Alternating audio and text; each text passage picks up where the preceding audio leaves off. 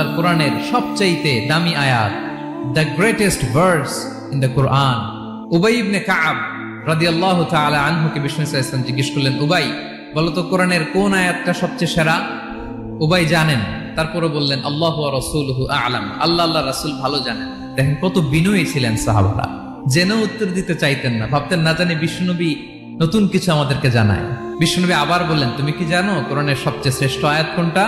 এবার উবাই ভাবলেন এবার আমি উত্তরটা দিয়েই দেই। তিনি বললেন আয়াতুল কুরসি, আল্লাহু লা ইলাহা ইল্লা হুয়াল হাইয়ুল কাইয়ুম, এটা শ্রেষ্ঠ আয়াত। বিশ্বনবী খুশি হয়ে উবাই ইবনে কাবের বুকে একটা চাপড় মারলেন, এরকম আদরের চাপড় দিয়ে বললেন, লিয়াহনিকাল ইলমু ইয়া আবুল মুনজির, হে আবুল মুনজির, জ্ঞান এবং প্রজ্ঞা তোমার জন্য মোবারক হোক, তুমি ঠিক বলেছো। সুবহানাল্লাহ পড়ে।